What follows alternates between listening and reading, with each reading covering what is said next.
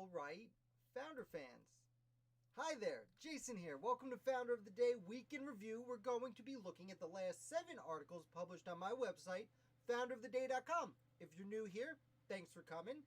This is a live video. It'll be about an hour. And on my website, founderoftheday.com, I publish new articles 5 days a week. And on the weekends, I publish 2 old articles from my extensive collection of publications in the last 2.5 years. Hi TJ, thank you for coming. You saw me on Burmese. Okay, well thank you very much. I made a little gaffe over there if you saw that. For everyone else who is either not commenting or not live, thank you also for coming. I really appreciate it. And we are going to talk about 7 American founders. Let's start with John Gibson. I'm going to pop up an image of him right here if I can. I can. There it is. There is no known image of John Gibson. Proud skills, Prober skills. My mic's a little low. I'm going to turn it up. Okay, we're trying a new program this week. Hopefully that helps a little bit. And actually, I can bring it up right here. How's that? I bet that's better. Thank you for letting me know, Proud Prober skills. I'm trying my best. It's all one word in there. Thank you so much for coming, and thank you for letting me know my mic was down. We're talking about John Gibson. Obviously, no known image of John Gibson, but he was really important to the development of Indiana as a state, which is often overlooked as part of the American founding. So we're going to talk a little bit about that. But before that, John Gibson was a young man from Pennsylvania who, as a teenager, he fought in the French and Indian War. And during the French and Indian War, he made a little bit of a name for himself. Again, he was still like 17, 18 years old, but made a name for himself. Then he went back home to Pennsylvania and goes out west by Pittsburgh, where he starts trading and communicating with Native American nations. And he gets married to a woman from the Mingo Nation, and they have a child together. And he actually becomes, hi Misfit, thanks for coming. John Gibson becomes kind of an adopted member of the tribe, and he actually learns to speak the Mingo language, which is extremely interesting. So, unfortunately, there's some confusion, and some British raid the Mingo, the area, and actually kill his wife. Luckily, his daughter survives, but unfortunately, his wife passes away. Despite this, John Gibson participates in Pontiac's rebellion, as well as going and fighting in there's so many. Dunmore's War, which is a brief war over the summer outside in western Virginia. So he fights in all these different wars, and then the American Revolution starts. So he does go and join as a colonel in the Continental Army, but he spends most of his time on the western border. Again, if you're new here, you might not know this, but I often speak about how the western theater of the American Revolution is extremely overlooked. And he goes out and he's mostly over there in the Western Theater, and he does a great job as a communicator between certain Native American nations and the Continental Army and the Continental Congress. And he does this for several years and helps avoid hostilities with certain Native American nations. Either way, hi Alexander, Mel Gibson, no, I don't think so. Although, if you're coming over here from Jay Burmese' channel, Mel Gibson did live in Oneonta, New York for a while, but that's a side piece. Either way, Colonel John Gibson fights in the Revolution, but as I said, spends most of his time in the Western Theater. And then as the American Revolution ends, well, the Northwest Territory starts opening up. And the Americans start sending people out there. We do treat with the Native Americans, although there is the Northwest Indian War, which Gibson, of course, participates in for a bit because he participates in all of the wars, apparently. And then, as the years go by, Ohio starts petitioning to be a state, and they section off the Ohio Territory as its own territory, and then they section off Indiana soon thereafter as its own territory. Although, if you could tell from this image here, and it's behind my hands, but Indiana Territory was huge for a while. In fact, Michigan was taken from Indiana Territory, and later Indiana was given its own state, and it became the Illinois Territory. It kept changing names as they sectioned it off with different states. Now, when it becomes the Illinois Territory in the late 1790s, well, President John Adams appoints a few people to go out there and take care of it. Now, the first governor is actually William Henry Harrison in the late 1790s. And after writing this, I'm thinking I'm going to have to write an article about William Henry Harrison, who, of course, would go on to be president of the United States about a few decades later. But either way, the first person that gets there is Gibson. So Gibson is appointed by John Adams as Secretary of the state. or territory, I should say.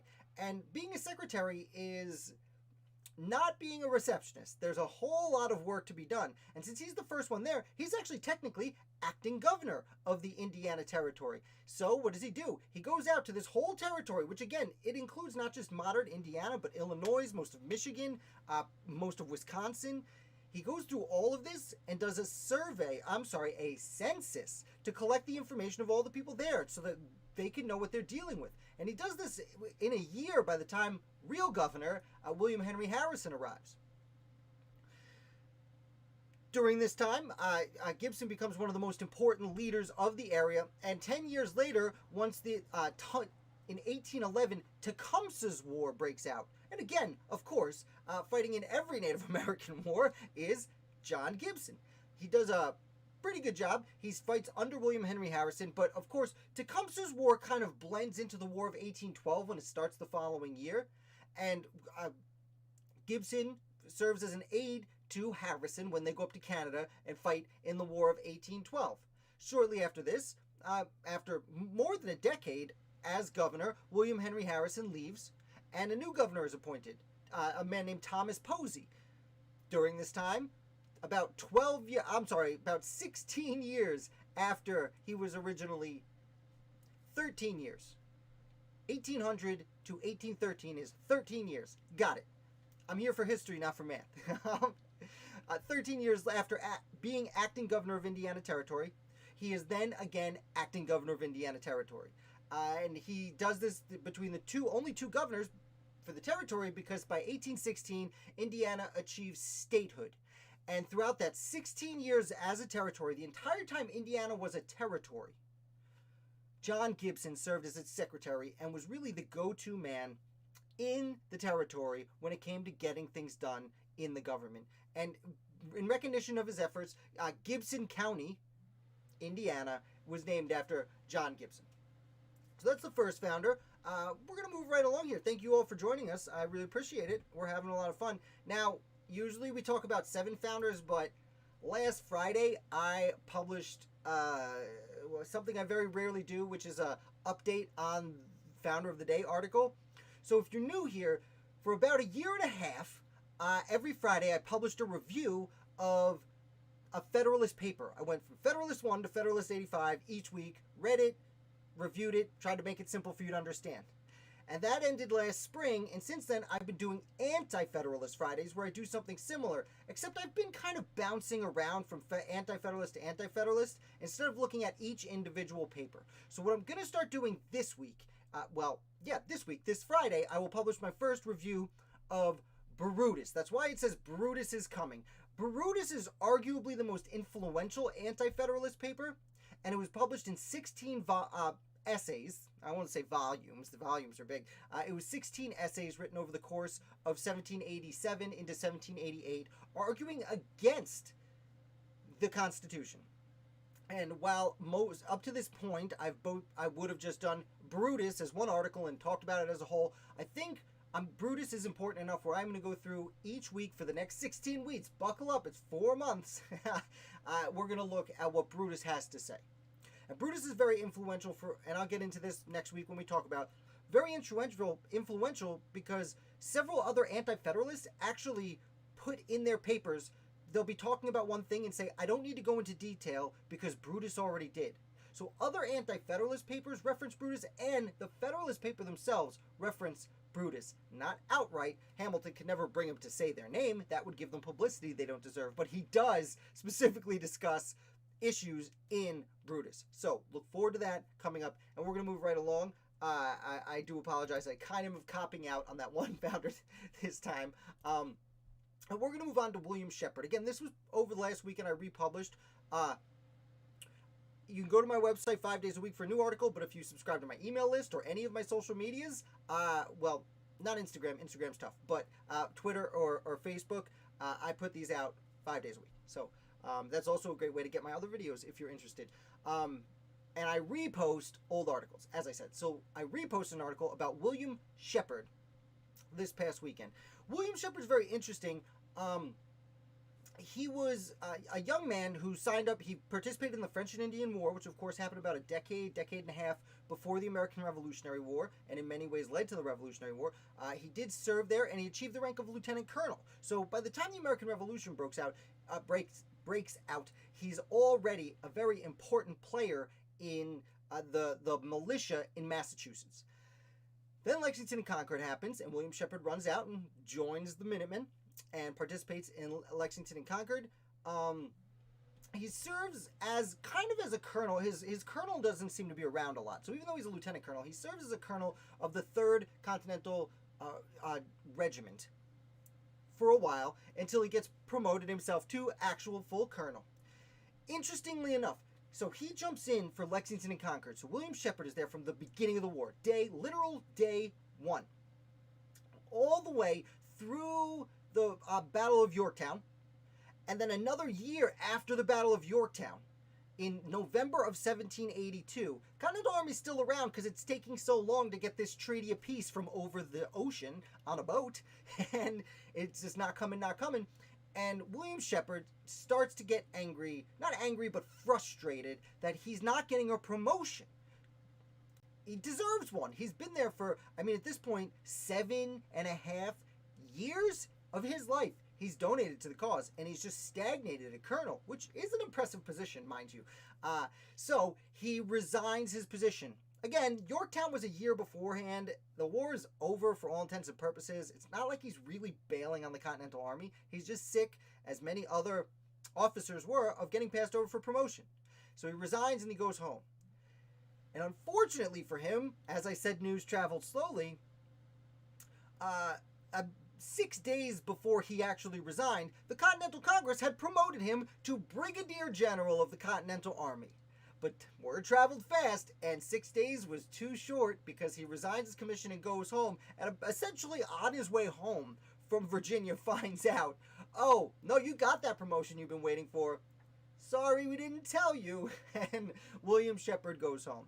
Now that's okay, because William Shepard rises to the rank of Major General in the Massachusetts militia throughout the 1780s and the following years.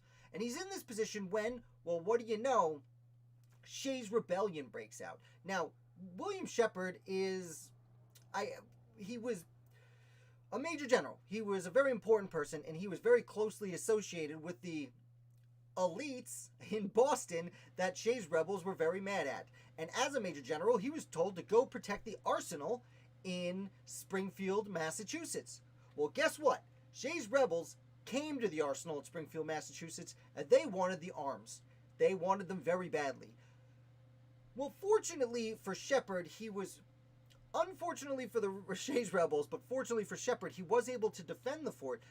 He had his men put buckshot in the cannons and peppered the soldiers. Now, I believe only one person dies. There were a few injuries, and only one person died, if I'm not mistaken. It wasn't massive. He basically sprayed out of the cannons a bunch of shot. A bunch of guys got hit. They were like, forget this, and they ran away.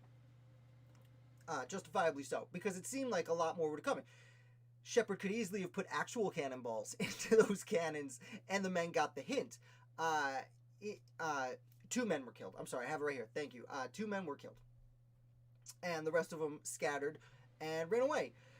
Now, Shepard, of course, becomes a great villain to these rebels who feel like they're fighting for the same reasons they fought in the American Revolution. Just to remind you, Shays' Rebellion was a bunch of former veterans of the Continental Army who came home to their farms after years abroad fighting, and now they owed some debt on their property because they hadn't been paying their taxes. They were, fighting the Revolutionary War. So when they,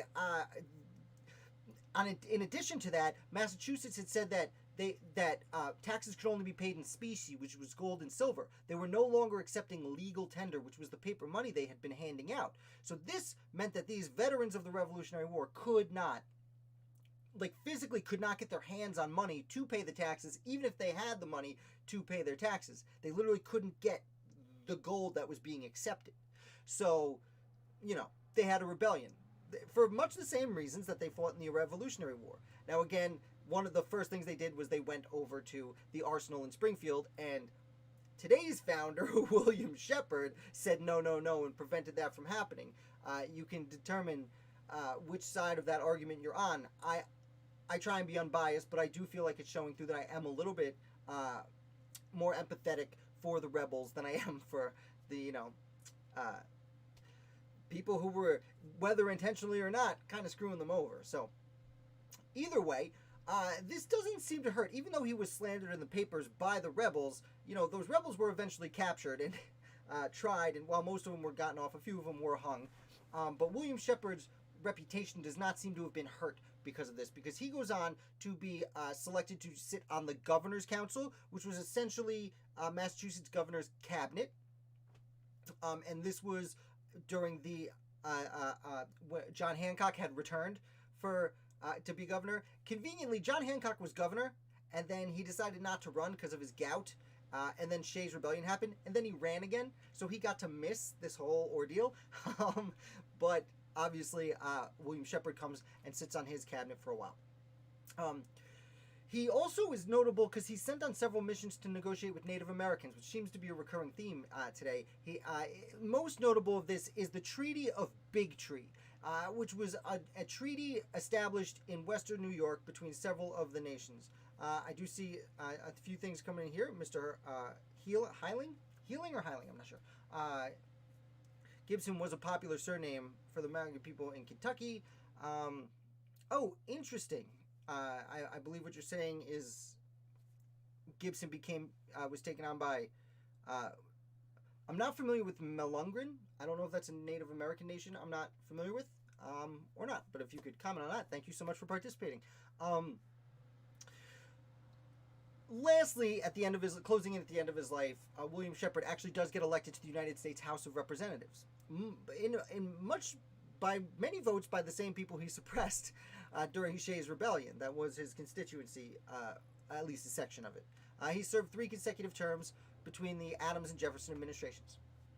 That's William Shepard. Again, very random person. That's what we like to talk about here. So we're going to bounce over and see who the next founder is. And it is William Cushing. Now, William Cushing is a very fascinating person. Not to jump too far ahead, but he does end up becoming one of the inaugural members of the United States Supreme Court when George Washington appointed the first Supreme Court justices. But all the way back in his youth, his father was actually a member of the Supreme Court for the colony of Massachusetts when it still had a royal governor.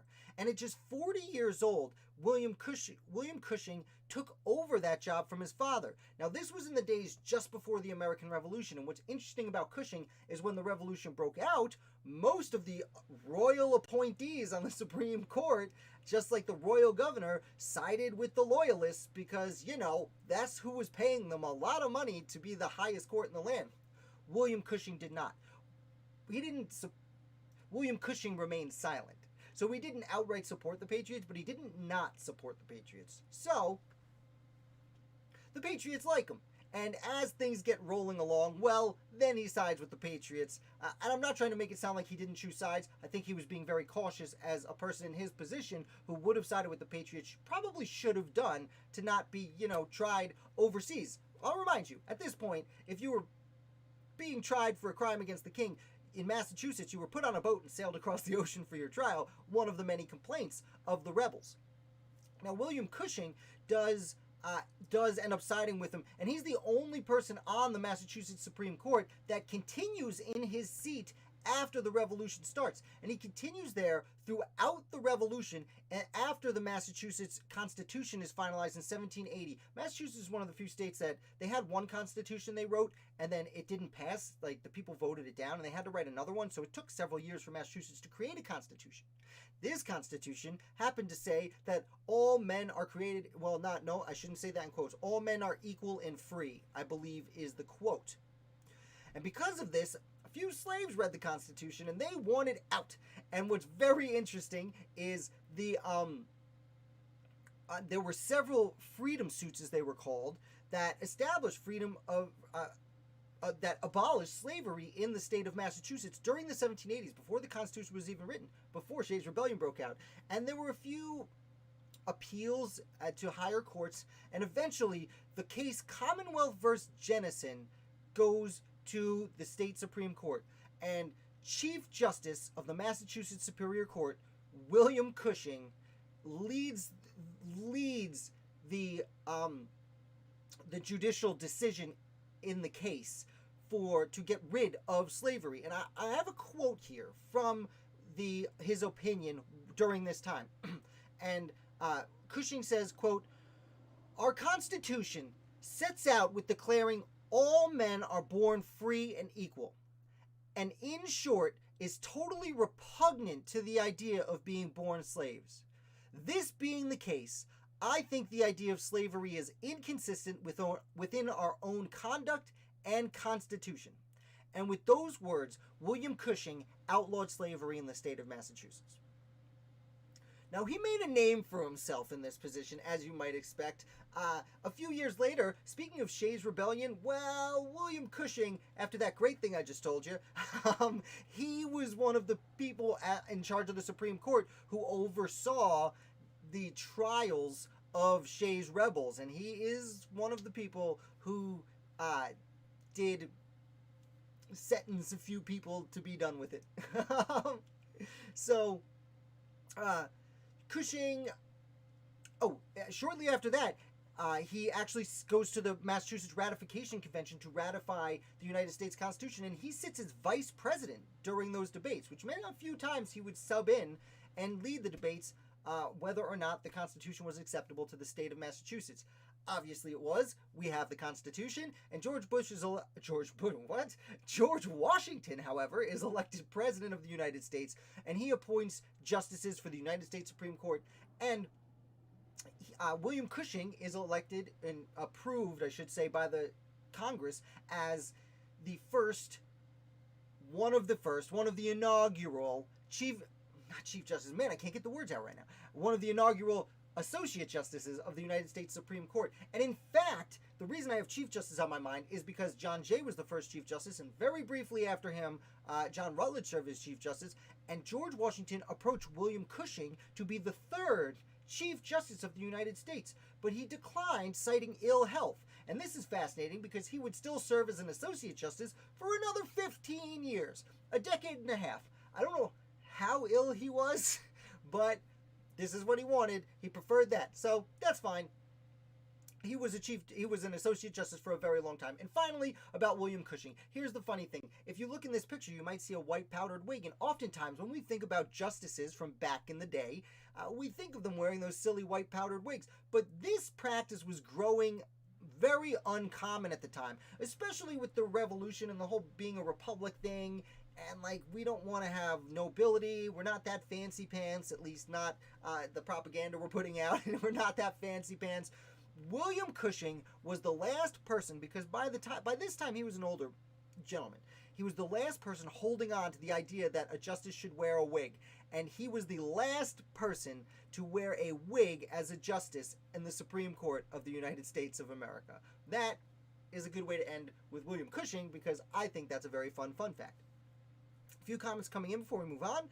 I wonder if Gibson's heirs were a significant part of the mixed racial group called the Melungians back then. I'm going to pronounce this wrong. Melungians. I'm not familiar with that. I will look into that. Maybe I'll write an article about that in the next week. We'll talk about it next week. If you come back, Mr. Heiling. Elisha, saw you on Burmese. Oh, great. Huge history buff. Good to be a new sub. Well, thanks for having you. Thanks for having me. Thank you for coming and hanging out. That squeaking is my cat opening the door. I really appreciate you being here. Maloney, Matt. Thank you, Matt. Is a term for numerous triracial isolate groups of people in the southeastern United States. Interesting. Thank you, Matt. For those of you new here, Matt is one of our resident experts. Thank you so much for chiming in there. And when you saw me struggling, Matt. I'm going to look into that. We'll talk about that a little bit next week. Thank you guys so much for coming. Let's move on to founder number 5. 1, 2, 3, 4, 5. Nancy Ward. Okay, so again, for anyone new here, we do trivia on Fridays. I sure hope you come. It's a lot of fun. And after trivia, we usually hang around and BS for a little while. And I forget exactly who said it, but the name Nancy Ward did pop up. And someone recommended I look into Nancy Ward, and I did. And I'll be honest, I'm a little embarrassed that I didn't know more about Nancy Ward beforehand, because she's not only a really interesting character in the foundation of the United States, but a Native American. As I said recently, I have not written enough about Native Americans, and my not knowing about and I can't read the Melungeon tribe indicates I need to do more research on that, and I am doing that, and it's fun. I love learning new things and having you learn along with me. Is Matt the reincarnation of George Washington? We'll see. So let's talk about Nancy Ward. So she was a member of the Cherokee Nation. Her Native American name, I believe, is pronounced Nanyi, and it was the Europeans having as much trouble as I am saying it that was anglicized to Nancy. She gets her last name Ward from her second husband, and we'll talk about that in a minute. But she was born into the Cherokee Nation. She became a mother of 2 children while still a teenager, and her husband went to war. They went to war, and in the Battle of Taliwa, her husband was killed. Now Nancy was there, and as the story goes, she was chewing on his bullets while he was firing. She'd chew on a bullet and give it to him, chew on a bullet and give it to him, so that it did more damage when it hit people. And then he was killed. So she picks up his gun and rallies the soldiers to fight and win the battle. Now, because of this, everyone was very impressed, and she was given the title of, and I hope I pronounced this right, Gigaw. G-H-I-G-H-A-U. Gigaw, I believe it's pronounced. And that translates loosely to beloved woman. Now, as beloved woman, Nancy Ward was, first of all, a member of the Women's Council of the Cherokee Nation and on the Council of Chiefs. And she was actually in charge of diplomacy for the Cherokee Nation. Now, about this time, she saves a life. There's a young woman named Lydia Bean who's caught up in a raid, and Nancy Ward saves her life, nurses her back to health because she was wounded. And because of this, Lydia Bean teaches her how to weave with cotton, and teaches her how to properly raise and care for cows and use milk to make dairy products like cheeses and butters. And these 2 things really transform the way of life for many in the Cherokee Nation. For the first time, they're starting to this nation starts to resemble some of the settlers around the area who were small farmers for the most part. And while it's not necessarily they're not necessarily assimilating, cultures live close enough together for long enough, they do start to take on each other's characteristics, generally speaking. Now, about this time, Nancy Ward marries a man named Bryant Ward, and this is where she gets her last name, Nancy Ward. Bryant Ward is interesting. He's a trader that comes out, and he has a wife and kids. I believe it was in North Carolina or somewhere on the coast. No one seems to care, and so he marries Nancy Ward, and they have a daughter, and he's there for a few years, and then leaves. Goes back to his old life. Cool, man, thanks. But I wanted to include that because that is how she gets the last name Bryant. They do remain on good terms, and actually what I read is in later years, Nancy and her daughter go and visit Bryant Ward at his house with his other family, and they're like, everyone's cool with it, which doesn't really make, I'm befuddled by that fact. Still, I read this last week, and I'm still can't even get it out. What's interesting is I should note also, her daughter, whose name eludes me right now, I don't know why, I can't get it, but she marries Joseph Martin, who was an American revolutionary himself, would serve in the Virginia, Georgia, and South Carolina assemblies at different times in his life, and a very important, what was called an Indian agent back then. So she ends up, being his mother-in-law, and he's an extraordinarily important person and takes care of her later in life. So after the war, Nancy Ward participates in the Treaty of Hopewell, which was an attempt at a prolonged peace between the Cherokee Nation and the now Americans, now that the Revolutionary War has ended at this point. I should note, I almost forgot, during the American Revolutionary War, on several occasions, the Cherokee go to war with the Native Americans. They side with the British, but Nancy Ward sends warning through a messenger on several occasions that attacks are coming. And that is why I do consider her an American founder. If you're new here, my definition of founder is much broader than a lot of people give credit for. But I like to look at the lesser known people, like the William Shepards, who's, most people might not consider a founder, but his role was important. These roles are all important. And because of her role in warning the Americans of oncoming attacks from her own nation, as well as treaties we'll get into in a minute, I do consider Nancy Ward an American founder. That's why when it was recommended the other day, I was happy to look into it. And if you guys have any recommendations or someone you're curious about, please feel free to let me know. I'm always open to learn more and share it with you guys. But either way, after the war ends, Nancy Ward participates in the Treaty of Hopewell, which is a major peace agreement between the Cherokee Nation and the young United States, the Continental Congress, under the Articles of Confederation, technically the Betsy. Yes, Betsy is her name. I believe you're right. Thank you, Elijah. Elijah? Clearly pronunciation is not my thing. I do apologize if I say anyone's name wrong, whether yours or an American founder's.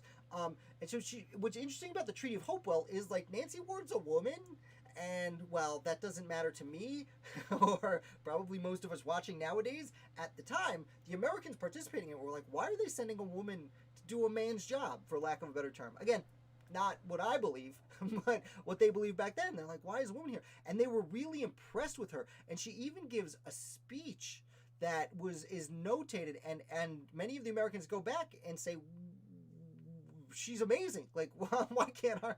Like, I don't want to say the wrong thing and sound mean, because I don't intend to be. But why are they having a woman do this, and why is she actually good at it, right? Like, and now, unfortunately, as she got older, because she lived a very long time, we're not entirely sure when she was born, but she lives probably into her mid-80s, if not almost to her 90s. And as she aged, her role as a leader does diminish. Not only is, hostilities come back between the Cherokees and the Americans, and not everyone agrees with her outlook, and she's kind of, her attitudes are seen by some of her attitudes are younger. Turn my volume up? Okay, thank you, Matt, for letting me know. I did turn up a little bit. It's often a little low. I'll turn it up a little more, and I'll try and project as best I can. I am using new software today. I do apologize for any inconvenience. But anyway, Nancy Ward, her role as a leader does diminish, and unfortunately, she's supposed to go to another peace treaty talk, but she's too ill to do it. And when she's not there, well, unfortunately, they sell off a lot of the land she lives on, and she has to move off the land she's always lived on to go to another place. I do see you guys saying I'm low. I am going to turn up here, and I am going to turn up here. And I hope that's better, because that's as maxed out as it could be for right now, but I will attempt to correct it later. For those of you coming back, I am good at history and not good at computers. For those of you new here, I have been upgrading my system for a very long time, and I'm still making corrections, so any feedback you give me, I really appreciate. If I am quiet, I do really apologize, and I will do my best. It's usually live videos seem to be a little quieter. I am doing my best to remedy that situation. Thank you so much for coming and your patience. And that's pretty much it. Nancy Ward, unfortunately, at the end of her life, some of the younger leaders sell off her land to Americans. She does have to move south, and she goes to, she moves a little bit further south, and that's it. Sorry, I got distracted with the is my volume loud enough? Let's see. I do see a lot of things coming in, a lot of questions, which great. Usually these videos don't have so many, but we'll look at it. Lisa, thank you, Misfit. Lisa was the one. Yeah. Thank you, Lisa, for recommending we do Nancy Ward. How many founders were Freemasons? Which religious beliefs were most prominent among the founders? Those are two humongous questions. How many founders were Freemasons? A lot. Not all, but a lot. Now, a lot of the higher, wealthier ones, so probably... like when you're talking about the elite, it's hard to say. Percentage of the population, very small percentage of the whole population. But when you're talking about the people running the show,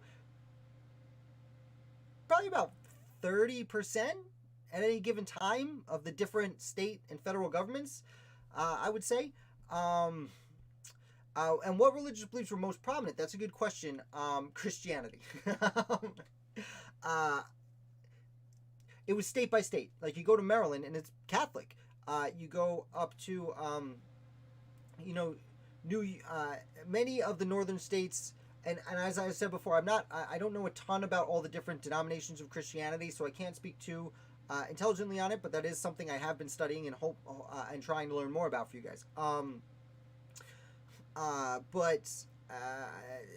Anglican, I believe, is the Church of England, if I'm not mistaken. And it was the Church of England. And as we've discussed before, I think I have videos out about it. The church, these were English people, and they mostly believed in the Church of England. Now, many of them did come to North America because there was more religious liberty there. Like the Catholics in Maryland, 150 years before the Revolution, of course, famously, the Puritans. There were, I don't want to say a surprising amount of Jews, but there was a good amount of Judaism there because people could be practiced pretty freely throughout the colonies. Though I would say Anglican is probably the most prevalent, if I'm going with a generic term. He knows too much. He's too quiet. Matt. He does know too much. I get it. It's good. I love Matt. GB Alsdad, how relevant is the Anti-Federalist argument today? Perhaps this is a topic for another video. Well, as I said, I am going to start. I've been discussing Anti-Federalists. Unfortunately, I don't think the argument is very relevant today. They can be. Like, you can make the same criticisms about the United States Constitution that they did back then. One of the things I find really interesting about the Anti-Federalists is what they got right and what they got wrong. And there's a little bit of both. Like some people saying this is just going to be a federal government. Like the states are not going to matter. And again, I don't talk about modern politics on the channel. I do my best to avoid that because I don't want to off-put anyone with my personal beliefs. But the federal government is very powerful. I don't think that's a big statement. Let's see. But yeah, I am going to be talking a lot about Anti-Federalists in the upcoming weeks, as I have been the last few months. I'm interested in both your questions. Yes. Well, there you go, Misfit. They are slightly covered, but they are big topics that get videos on their own. And I think I have caught everything, and I know my volume's a little quiet. I'm really sorry. I'm sorry, guys. I do apologize. Blast me. I don't know what to say. Elijah, Alicia or Elisha? Kramer. Kramer, that is great. There were a lot of Quakers at the time. Again, one of the types of people who were fleeing religious persecution and came to North America. Now, I will say Quakers were mostly in Pennsylvania, because Pennsylvania was started as a Quaker colony, just like, Maryland wasn't started as a Catholic colony, but it kind of became that. And Massachusetts was started as a Puritan colony. Rhode Island was started because Roger Sherman was running from the Puritans to be like really, really, really religious, but like not quite that religious. Misfit. I was always under the impression of Protestant because I went on a Revolutionary War tour in Philly, and I should say Protestant was popular. Yeah, so when I said Anglican, like, I was thinking Protestant too. Again, I don't know that much about religions. I was raised a little bit Lutheran and a little bit more Jewish, and I still can't figure out a lot of my own personal beliefs. But like I said, I am trying to research. I was actually thinking about doing an article. It's funny we're having this conversation because just this week I was thinking about writing an article just on the 13 colonies and what is their most popular religion. It's really funny because and these debates happen. So like just before the American Revolution, William Livingston, who would be a signer of the U.S. Constitution and a long-term governor of Jersey, he didn't like the idea of King's College coming to New York City because he was afraid an Anglican bishop would be sent, and I believe he was Protestant or Dutch Reform or something of that nature. Meanwhile, you look at Connecticut, which had a state religion well after the Constitution was written, into the 1810s. We're like talking about James Monroe. Our 5th president is in office before Connecticut has the Toleration Party come around and get rid of paying tithes to one church if you're from a different church. So, like, religion's a big thing. Like, there's a lot going on there. Oh, you like that idea? Thanks, TJ. My name is the male version, also Pennsylvania, hence the Quakers. All right, thank you, Kramer. I'm still going to go with Kramer because Elijah. So it's Elijah. I apologize if I offended you. I assure you that is not my intention. A lot of questions today. This is great. Got in trouble for asking about a broken pew in the church that Ben Franklin attended, which is why it's stuck in my head. I don't know why you get in trouble for asking questions. That's the opposite of what you're supposed to do on school trips. You're supposed to ask questions. That's how you learn things. I've been trying to teach my kids that for years. Just ask questions. All right, but we don't want to get too off topic, although we already have gotten through 5 of the 7. Although one was kind of not, so I apologize. If you want at the end, since I had that announcement one, it's not really founder, maybe I'll throw in an extra one. You guys throw out some names and I'll talk about someone at the end if you want. We'll have a vote in the comments. Whoever you guys want me to talk about at the end, I will discuss. I'm going to pull up our next person. I'm going to take a quick sip of water because here I am talking a lot. And on the 2nd floor, my wood stove keeps the house warm downstairs, and it actually gets like hot up here. It's great. Other than the being hot part. So, William Smith. William Smith is an actor who used to be a rap artist in the early 90s. No, actually, I made a joke in the article that, like, Will Smith, I believe his real name is actually Willard, so it doesn't even work. It's not even funny. Stay away from the comedy, Jay Manders. Okay, so, William Smith is interesting. For those of you who might not know, although I don't live there now, I have evacuated the greater New York City area. I did grow up on Long Island, and I grew up close to Smith's Point, which is named after the family of William Smith. So William Smith's grandfather was William Tangier Smith. He gets the Tangier. He was there's a place Tangier it was a place in Africa that he was governor of for the British. Blah blah blah. Comes to America, buys most of Long Island. So as I said, I've discussed recently that New York is strange among most colonies because it was a feudal system. Like, it's not just like the plantations in the South where white people own black people. No, it was a few lords. They were called lords of the manor, owned all the property that they rented out to almost everyone. There were some exceptions. The cities, the city of Albany and the city of New York were, people owned the properties there, but it wasn't a manor. But, William Smith's grandfather owns Long Island. And when you see the name Smith about Long Island, I do misfit. I will talk about that. When you see, when you talk about, when you're on Long Island, if you're ever there, there's a lot of Smiths. Smith's Point, Smith's Road, blah, blah, blah. It's named after the Smith family. So William Smith inherits the manor of St. George a few decades before the American Revolution breaks out. And he does a bunch of things. Actually, one of the interesting things I note in the article is he wrote, and let's see, I forget the exact name of it. It's a little bit long. A general idea of the College of Myrna. And this is he writes how he's going to open up a fake college in New York State. Colony, the province of New York at the time. And while this is just kind of an exercise on how you would go about it, it makes the rounds to Benjamin Franklin, who just a few decades, about 13 years beforehand, had just opened up the College of Philadelphia, which we know today is the University of Pennsylvania. And William Smith's ideas make it to Ben Franklin, who still has this young fledgling college, and he makes a great... he's very influenced in his operation of the college by William Smith's paper, and they correspond for a while on just this subject. Now, when the American Revolution breaks out, despite being one of the elites who own everything and everyone's land almost, I will say at this point other people have bought land from him, like William Floyd, who goes on to sign the Declaration of Independence, for example.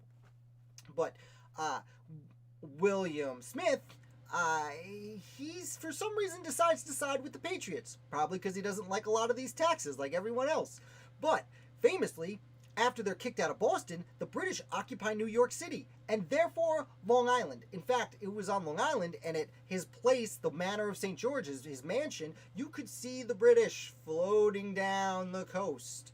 And like, oh man, that's the might of the British Empire. They're here. So William Smith evacuates and is essentially living in exile throughout the war. And while he does this, he joins the New York Provincial Assembly that takes over as the shadow government that runs things on behalf of the people until the whole war can settle itself out. And after they create the first constitution, there are 9 people chosen from downstate New York that's occupied. Because again, they're supposed to rent New York City and Long Island, and a big section of like White Plains in that area is kind of no man's land. So no one votes for these people. They're just chosen by the other people who have been elected to the Senate. And one of these people is William Floyd, because they knew if the war was over and they weren't all hung and they were victorious, William Floyd would go back to his manor and be a very important person. While they're gone, you may know the name Benjamin Talmadge. If you don't, he was a leader of the Culper spy ring. He's featured in the show Turn by a very good-looking young man. Probably a little too good-looking for the real-life thing, but that's neither here nor there. And I say that because I see a lot of GIFs in my Twitterverse of the American Revolution. He is in a lot of GIFs.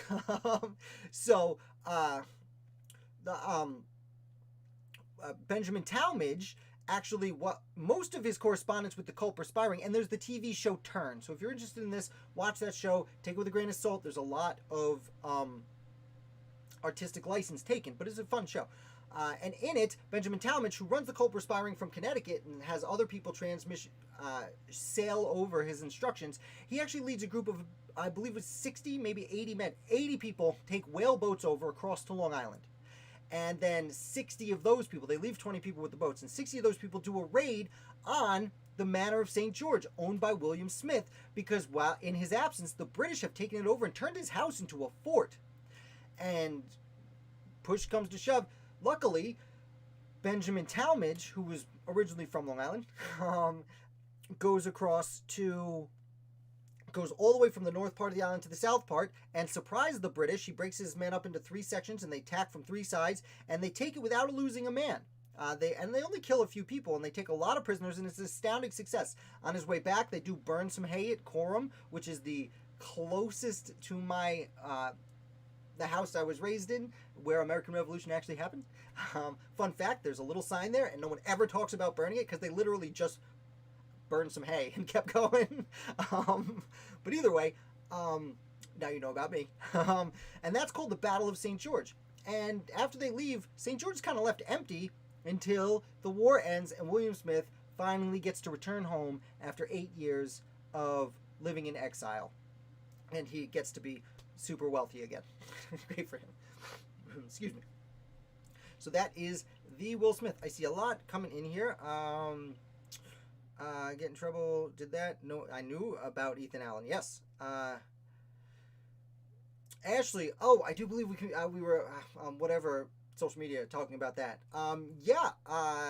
Smith's Point. The William Floyd estate is by Smith's Point. I actually used to work there. At the end of this, if you hang around, Ashley, I will.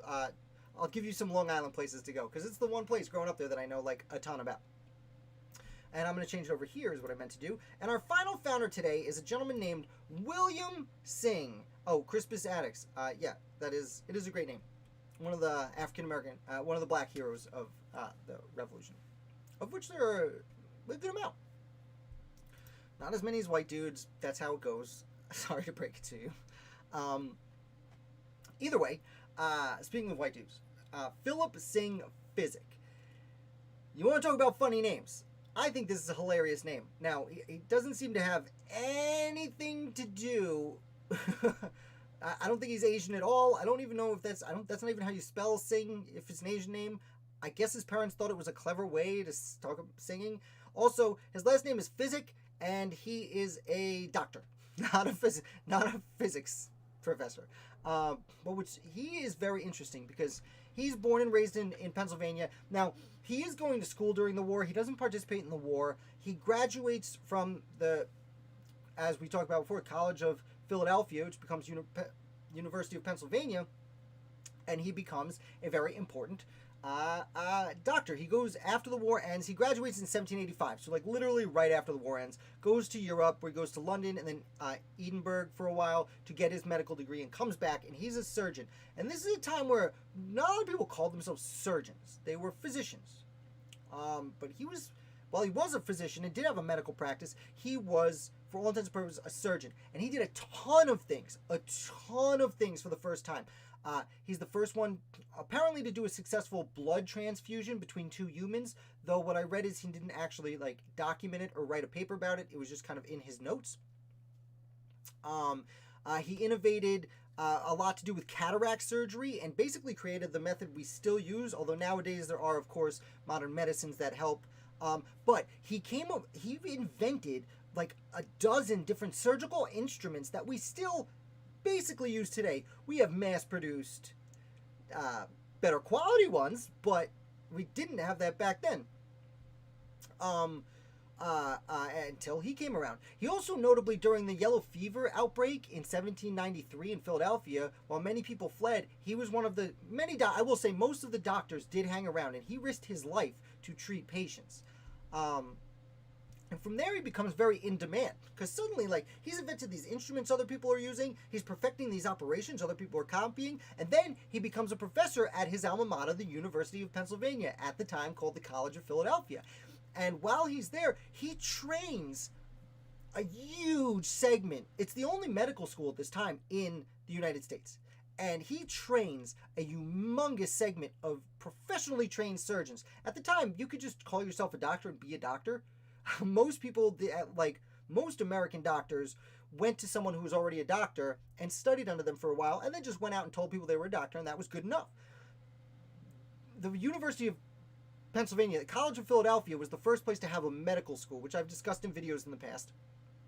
And I have a very long, interesting video on my Patreon page if you want to support the channel. Check that out there. Link below. Self-promotion. But he goes on, he's attending the College of Philadelphia, and then he becomes a teacher there. So he's the only surgeon teaching at the College of Philadelphia, and he trains a whole generation of American surgeons who themselves would go on to innovate based on his teachings. He becomes an in-demand speaker, traveling a little bit throughout the mid-Atlantic states, but not going too far. But his intelligence is so renowned that even Thomas Jefferson wants to, when he founds the University of Virginia, wants to incorporate medical studies into the curriculum. And who does he contact? Philip Syng Physick. He becomes just he's considered by many the father of American surgery. And I guess there's not much more I could say about that, except let's talk about some of his patients. Chief Justice John Marshall has some kidney stones. Now, I've read different numbers of kidney stones. I saw 1,000 kidney stones somewhere, and that seems impossible to me, because he does cure him of kidney stones by removing them surgically. Or, not all of them, some of them he helps them pass, as I think is the practice today. I've not had a kidney stone, but those people I know who did, seems that you're supposed to pass them. I don't know. Dolly Madison. The Dolly Madison had a lump. Now, I've seen it called a tumor. I saw it called a few things in different places. I have not seen his particular notes on it, but he has a tumor, and then she has a tumor, and she spends 3 months in Physick's care, and Physick successfully removes a tumor from Dolly Madison's leg. And last but not least, current President Andrew Jackson. Like I said, Physick was a little younger. He was about Andrew Jackson's age, so he's still around when Andrew Jackson is president. And Andrew Jackson's having these lung problems. He's having trouble breathing.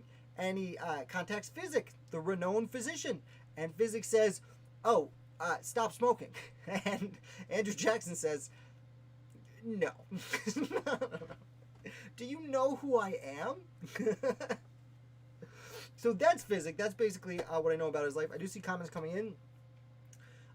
Excuse me. The Culper ring. I'm going to take a sip of water. Did the Culper ring and Will Smith expose Benedict Arnold? Okay. No. Not Will Smith. No. So Benedict Arnold got caught kind of on accident. So you have to be careful with the show Turn. Actually, Jason, Turn is my show, and it's what got me back into the Revolutionary War. They did many women a favor with Zed's costumes. See, as I said, a very charming young man. Indeed, his uniforms are very well put together. Was Benjamin Talmadge really friends with Nathan Hale, or was that trumped up for the show? And then train John Marshall. I'm not sure. I'm not sure where you're getting at there, Elijah.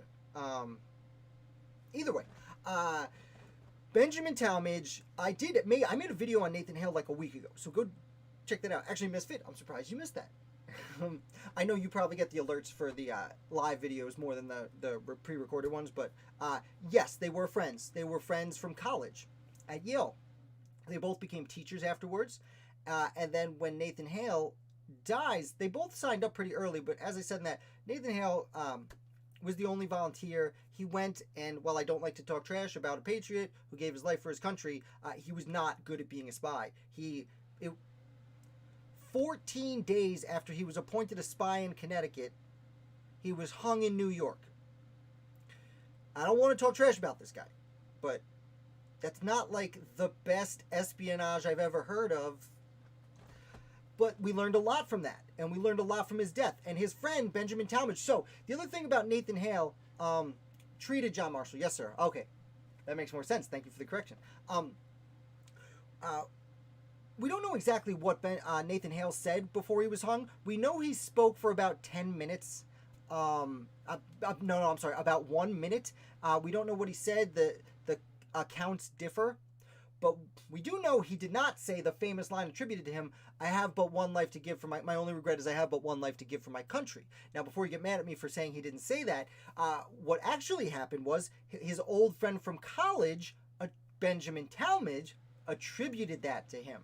And the reason is, back when they were in college, and again, they were young men. They were in their early 20s at this point. So they had just graduated college. When they were back in college, like a few years beforehand, they read something called Cato's Letters. Cato's Letters was a popular treatise published about 50, 70 years before the American Revolution. I think it was in the teens, the 17 teens, published over in Europe, talking about many of the Republican ideals that the Patriots would fight for. And it's that quote is essentially found in there. So Talmadge does that for his friend. So yes, the show does a good job of that. John Andre kind of exposes Arnold when he was caught. Yeah, so Arnold got caught on accident. There were 3 privateers, essentially, who were like not really great guys. And they see this. Essentially what happens in turn is primarily true about John Andre. John Andre meets in undercover, not in uniform, which makes him a spy and is why he's executed, but he meets not in uniform with Benedict Arnold, and then runs away. Doesn't run away, he's going back to British lines, and he's caught. And the only reason they find out about this, that Talmadge, is because these guys took money from Andre, who was like, take my money, just let me go. And they took his money and wanted more, to the point where they took off his boots to search his boots for money. And in there they found letters saying Arnold was a traitor.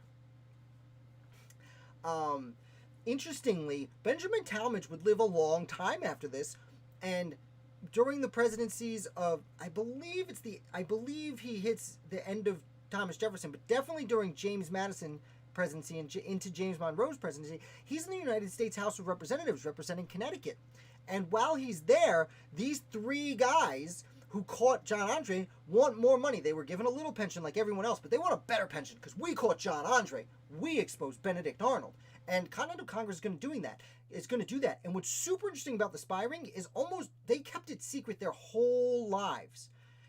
Except at this one point on the floor of the House of Representatives where Benjamin Talmadge, now as an older man, stands up and blasts these guys. And is like, no, like, I was Washington's head of intelligence, and like some people in the room knew that. It was kind of a secret, but other young men who had worked for Washington kind of knew what Benjamin Talmadge was up to. So it gave an air of legitimacy to this guy. And he was like, no, these guys are greedy, hungry people, and they give spies a bad name. And it's interesting because in a fashion, he's defending John Andre, who was his equal on the other side. John Andre was the head of British intelligence, just like Benjamin Talmadge was the head of American intelligence. So in a way, it's like camaraderie among thieves. What is that? What is that saying? There's a saying, and I don't remember what it is. But that the spirit that we both had the same super shady job for a while is important. And so that's Benjamin Talmadge in a real squeezed in nutshell. Benjamin Talmadge really friends. Yeah. John Andre kind of exposed Arnold It was called with letters on them, right? See, Misfit, you get it. But yeah, Turn is great if you like Turn. So this is Washington Spies. Now, it's a book by Alexander Rose, who is, and this is an unbelievable, super accurate account of the history of the Culper spy ring. Highly, highly double time recommended. The author, Alexander Rose, is actually the same person who wrote the screenplay for the show Turn that's based on the book. However, and I actually called him out kind of once on the Twitter, not being mean, just saying like, watch out for this, and he responded to it, which was really cool for me, even though I felt like an idiot.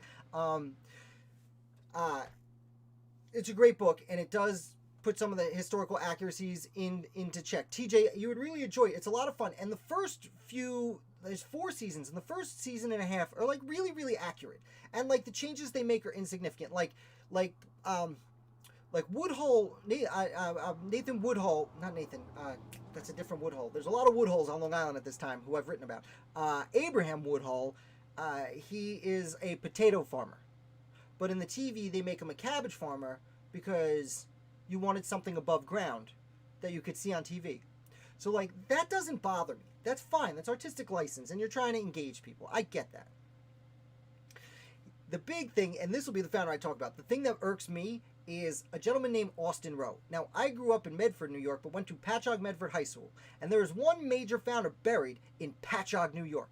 And I, for my early life, lived off of Rowe Boulevard, named after Austin Rowe. Clearly, I'm attached to this dude.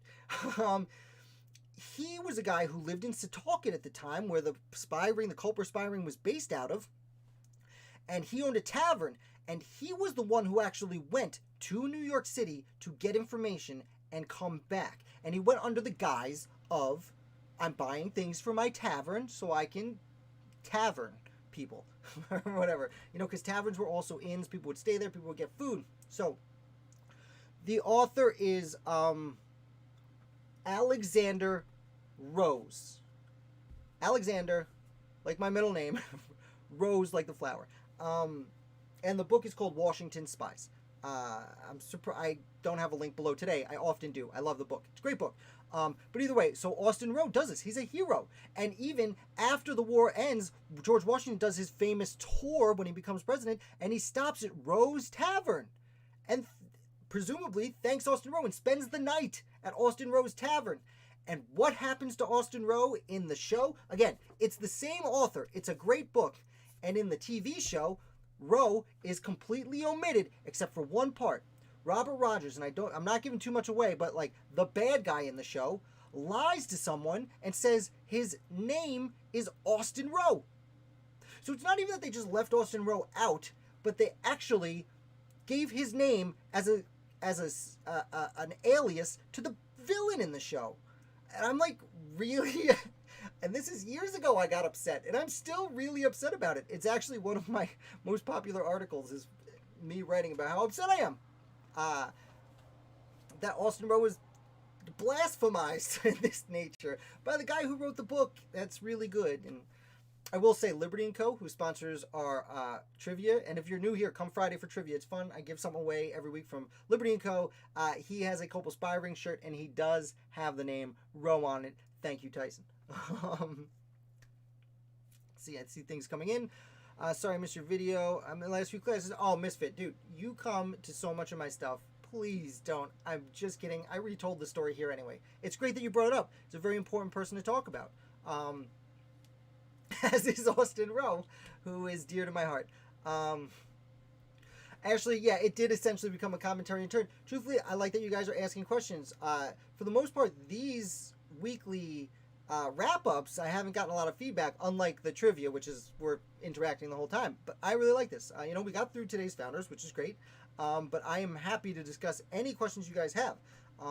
I'm only going live 2 days a week, at least at this point. So if you guys want more, I'm going to take a sip of water. If there's any other founders you have questions about, anything else you'd like to pick my brain about, I am all ears. I don't know why I asked that like a question. Before we go, and like I said, if you guys want to pop anyone else in, I'm happy to talk about. But I do think there was another person whose name was brought up that I didn't discuss. Ben Franklin, Quakers? No. Crispus Attucks. Okay, Crispus Attucks was one of the people who was killed. Oh, man. Why am I getting confused? He was killed in the Boston Massacre, right? I believe it was Boston Massacre and not Battle of... Yes, March 5th, 1770. That's all I need. Crispus Attucks was killed during the Boston Massacre, and he is a patriot. Interesting. So, some of you have seen me on my friend's show. Jay Burmis does modern politics and conspiracies, which we don't discuss here unless the conspiracy was back in the late 18th century. But he's nice enough to have me on there and talk a little bit. And today I did tell the story of Christopher Sider, who was the first person who dies. Austin Rowe. Guys, for Jason's sake, look up Austin Rowe. Yes, please. Although, can I be honest with you? I've been writing articles for several years now, and if you Google Austin Rowe, there's a pretty good chance that Wikipedia will be number 1, and then my article will be number 2. Because no one's writing about Austin Rowe other than me. Excuse me. And I'm pumped about it. Well, and the reason I think I get so much traffic is either people reading this book or people watch the show and they hear the name Austin Rowe real quick and they look it up. So I'm happy with it. Yeah, but Turn's fun. Ashley, you'll like it. Oh, Ashley, you asked me about Long Island. Sorry for anyone who's never going to go to Long Island. But Long Island has a really interesting history for whatever it is now. And again, sorry I left you, Ashley, but I have evacuated. I moved out to the woods upstate. But Long Island has a really cool history. There's the Spy Ring, and they have the Spy Trail. And if you're out there, I think I mentioned this to you, Ashley, the Tri-Town Tours, I think it's called. There's a tour group that does tours out there where the Spy Ring actually lived, and they'll show you, like, this is where Brewster would row ashore, and these are the 6 places they would hide their stuff. That's actually where I learned the cabbage thing I told you about before, and they're super helpful. It's really cool. I highly recommend it. And then there's, we were talking about William Smith, and his estate out at Smith's Point is a beach, you might know, Ashley, on the south side of Long Island, and right there is the William Floyd estate. William Floyd is the only signer of the Declaration of Independence from Long Island. He's the only one from New York whose house still stands, and he's the only one whose house I used to give tours at personally in my early 20s over summers from school. And interestingly, I've never actually written an article or talked about William Floyd. I'm kind of saving it. I'm approaching my 1,000th article in the next 3 or 4 months, and I think I'm going to say, I've been saving, I guess I shouldn't say this out loud, but I'm saving William Floyd for that, kind of as like a landmark, like I did it. I'm part of the revolution industry, if you will. What's interesting about, if you're on Long Island, that's another great place to go, because William Floyd Estate is a preservation, not a, what was the term we used to say? Not reservation, it's not a preservation, it's a... Either way, it's not as it was in the 1700s. It's as it was when it was donated by the family in the 1960s. So there's many generations of history in it, which is very cool. And what's fun there, what they have that's super fun, is the Marquis de Lafayette, when he returned triumphantly during the James Monroe administration and did his big tour of the United States, people made all sorts of things to celebrate, and one of the things they did was make, like, they have there a teacup with his image on it. Not a teacup, like a water jug, I should call it, with his image on it from his tour, which for me is super, super exciting. I'm getting all excited over here. Because for me personally, you know, we like to talk about, when did the revolution start? When did the American Revolution end? And from my perspective, the American Revolution ended when Marquis de Lafayette did his famous tour. He had been gone for almost 50 years. He had started the French Revolution. He had been involved in several revolutions overseas for liberty. He had been in prison for 5 years. He had done all of this stuff and then came back and went to, now there was 26 states at that point, I believe, and toured all of them for a year and a half. And, like, literally, if you were an American revolutionary, like, or if you were alive at the time, the general came. Like, George Washington's adopted son, now was an old man, would come through your town. I live in a small town in upstate New York, and there's a sign a mile and a half from here that says the Marquis de Lafayette stopped here on his tour through. Which, by the way, he called the Finger Lakes area the most beautiful place he'd ever seen in the world. So, just letting you know. According to Marquis de Lafayette, I made a very good decision. But people would come from miles away to the town just to see him ride by. And then he'd ride off into the distance, and they would say goodbye. And you could literally say goodbye to one of the people that most embodied the American Revolution and the spirit of the fight for independence. You could literally say goodbye to him and see the American Revolution go. So from my perspective, that's why I talk about people all the way through, because he left 2 years before Thomas Jefferson and John Adams died. By the way, they're still alive at that point.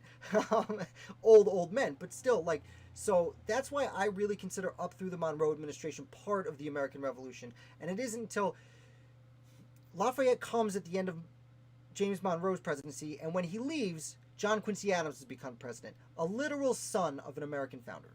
So, from my perspective, that's the end of the American Revolution. And we're probably getting to the end of this video. Let's see. I was not kidding. No. I'm sure there were conspiracies. There were conspiracies. But usually they were called affairs, which is fun. The second thing to come up. It is the second thing to come up. Isn't that awesome, Ashley? And it's been like that for a year and a half. I wrote that article 6 months in, and now I've been at it going on 3 years. It'll be my 3-year anniversary in March. Try Spy Tours, yeah. Try Spy Tours. Look it up. If you guys are on Long Island, it's amazing. It's a lot of fun. I mean, there is a lot of fun things to do all over the place, but Long Island, it's got a few things. 6 results down. Well, Misfit. How dare you? You're supposed to lie to me to make me feel good. No, comes and goes. It's the best one. I'll give you that. Haunted tours. I wouldn't be surprised if they did a haunted tour out there. I know that that particular tour does walking, bike riding, and kayak tours. You can do a kayak tour where you go down the coast of Long Island and look at and go and get out of your kayak, just like Brewster would get out of his whaleboat. I haven't done it yet, but it's super dope. Again, Misfit. Yeah, it's hard for me to get through that story.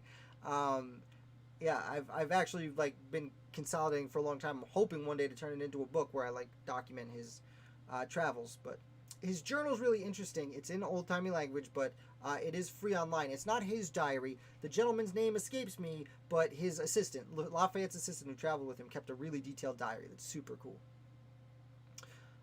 Small World. I'm getting weepy. That is fun. It is fun. But TJ, I believe you're on the West Coast, so a trip to Long Island is a serious trip. But it could be, I guess worth it. I have to go there all the time. I still have a mom and dad that live there. I gotta drive through New York. It's just the best. Well, I think we're wrapping up today. Again, if you guys have any last minute questions, throw them at me. I'm always happy. I will stay up all night long if you want me to.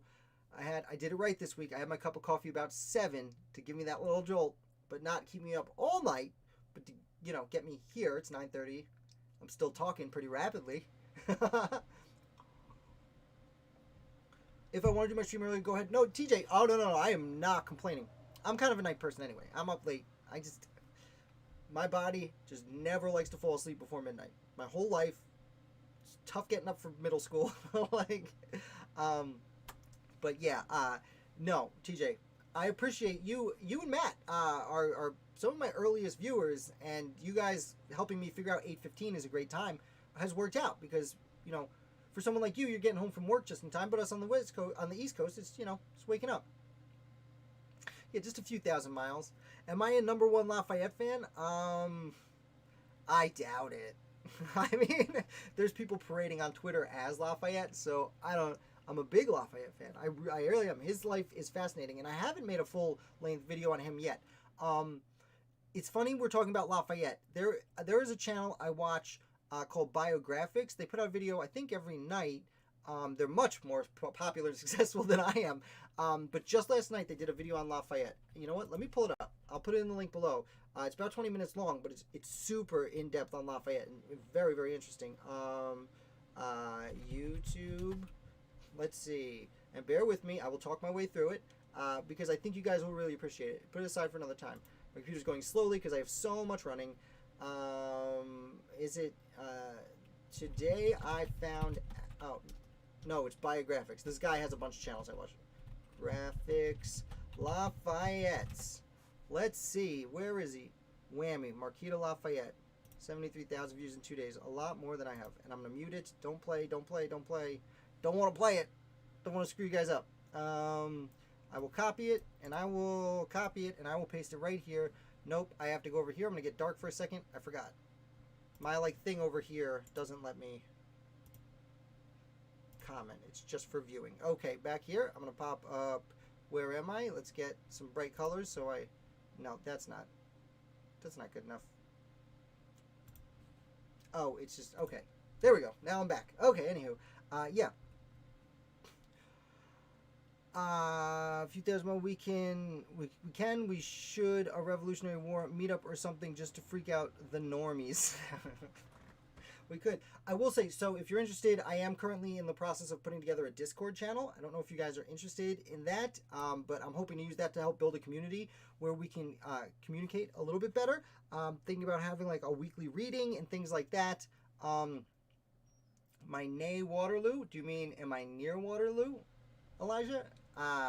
As in Waterloo, France, or Waterloo, New York? Because I'm not terribly far from Waterloo, New York. I'm not terribly close to it either. Yeah, okay, cool. Waterloo, you must be from New York, because that's a really specific town to be naming. They have the outlets there, if I'm not mistaken. No, I'm a little further west. I'm about 25 minutes outside Syracuse. So when I say a small town, I'm in a small town. It's the first small town outside Syracuse in my direction. Though I am close to a fairly big town. Which has, all the benefits of any other. Central PA. Oh, okay. Oh, right on. Yeah, great. PA is nice. My grandparents lived in PA. From Hawley is a small town. Grew up in Walcott, New York. Oh man, that sounds super familiar, but I can't place it without the map. I know the general vicinity. Yeah, Wolcott. I assume that Wolcott is named after Oliver Wolcott from Connecticut. Connecticut, one of the American founders, and a signer of the Declaration, I would think. That's my guess. I think he's a signer of the Declaration. Robert Logston. Robert, thank you for subscribing. That's nice. I like this new program. It tells me that you guys subscribe. Sorry, I just yelled there. That just came out. Yeah, if you're from Wolcott, Oliver Wolcott, he was a signer of the Declaration from Connecticut. He did a lot. He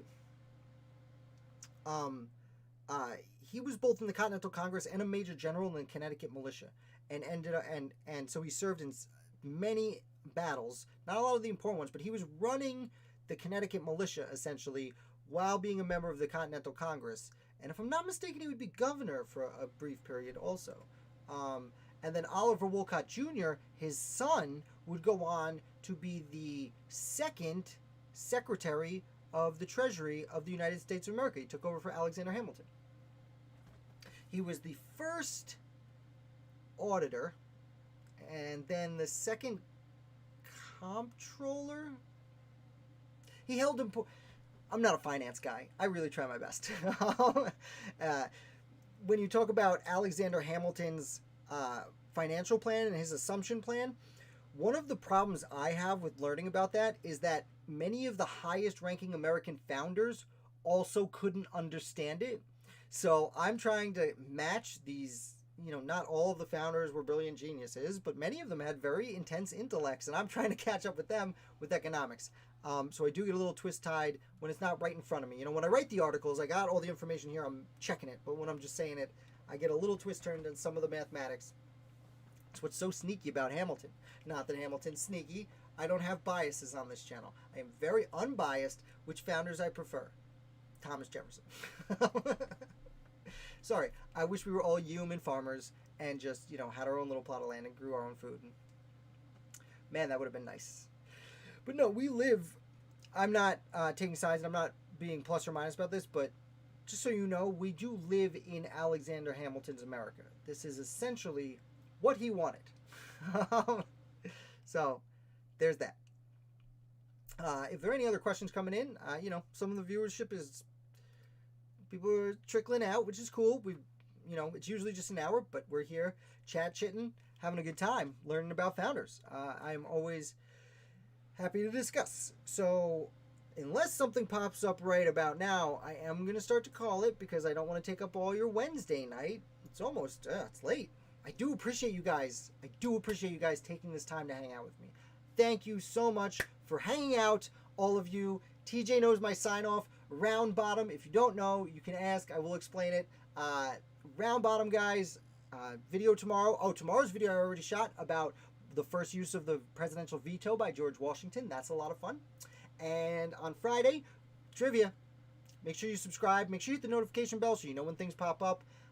If you want to help support this site, check out my Patreon page. You guys are the absolute best. Links to all my blah, blah, blah in the description. And I will see you. Oh, let me pull it up to end it. Okay, and I will see you with another founder tomorrow. Round bottom.